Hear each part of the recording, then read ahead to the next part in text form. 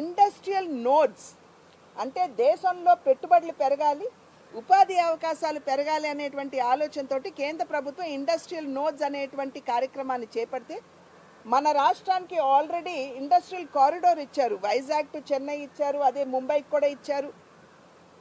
అయితే ఇవాళ కొత్తగా మళ్ళీ కొప్పర్తి ఓర్వకల్లో కూడా ఇండస్ట్రియల్ నోడ్స్ ఇచ్చారు.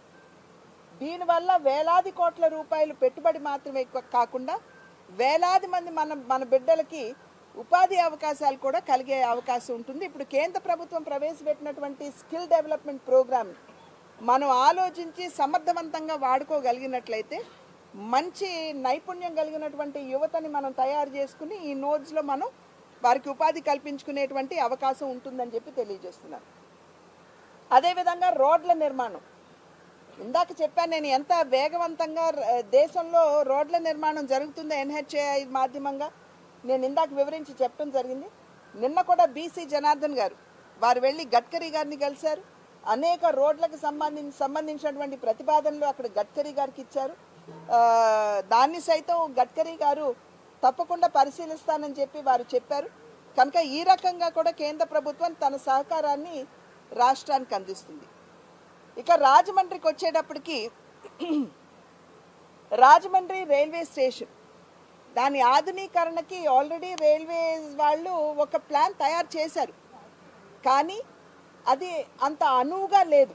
ఎందుకంటే మనం ఎటువైపు అయితే కావాలి డెవలప్మెంట్ అని అనుకుంటున్నామో అటువైపు కాకుండా డెవలప్మెంట్ అంతా కూడా ఇంకొక వైపు పెట్టి అసలు సిటీకి రైల్వే స్టేషను అంత అందుబాటులో లేకుండా ఉన్నటువంటి పరిస్థితిలో మళ్ళీ అశ్విని వైష్ణవ్ గారి దగ్గర రైల్వే అధికారుల్ని కూర్చోబెట్టి అదేవిధంగా మనం ఇక్కడ కూడా రైల్వే అధికారులని సంప్రదించి ఎమ్మెల్యేలందరినీ కూడా కూర్చోబెట్టి వారందరి మనోభావాల్ని తీసుకుని ఇవాళ రైల్వే స్టేషన్ డెవలప్మెంట్కి వారేమో 240 కోట్లతోటి వారు ఒక డిజైన్ ఇచ్చినట్లయితే, ఒక DPR ఇచ్చినట్లయితే ఇవాళ మేము చేసినటువంటి సూచనలు కావచ్చు, మనకు కావాల్సినటువంటి అవసరానికి అనుగుణంగా చేసినటువంటి మార్పులు, రోడ్లు, పార్కింగ్ ప్లేస్ ఇవన్నీ చూసినట్లయితే ఇంకొక 40 కోట్ల రూపాయలు పెరిగి దగ్గర 280 కోట్ల రూపాయలకి ఇవాళ ఒక DPR తయారైంది. ఇది రైల్వే మంత్రి గారికి పంపించారు.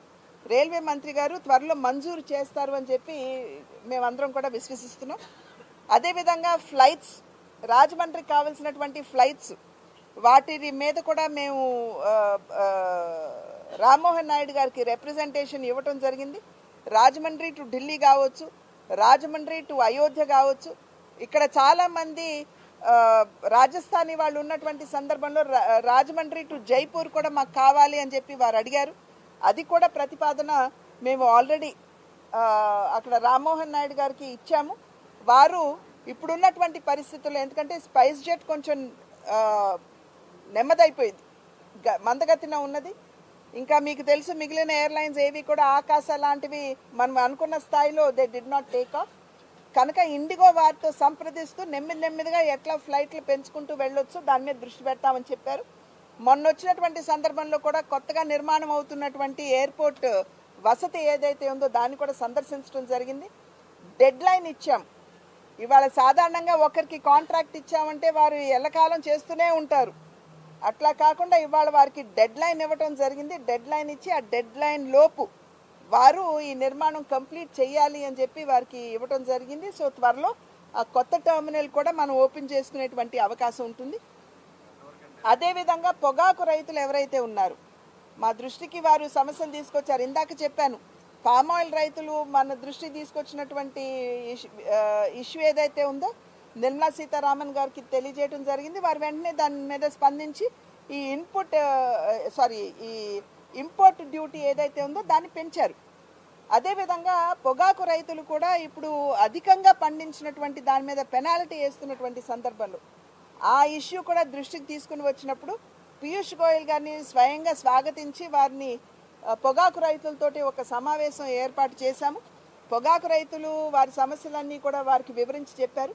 ఆ చెప్పిన పిమ్మట వారు పెనాల్టీ తగ్గించడం అన్నది వారు చేశారు. ఒకంత కష్టమైనటువంటి విషయం, ఎందుకంటే ప్రతి సంవత్సరం కూడా మనం అధికం పండించేస్తున్నాం. రైతులు కూడా విజ్ఞప్తి చేస్తున్నాను మీ మాధ్యమంగా, కేంద్ర ప్రభుత్వం సానుకూలంగా స్పందిస్తుంది అనేటువంటి భావనతోటి మనం ఎక్కువగా వేయటం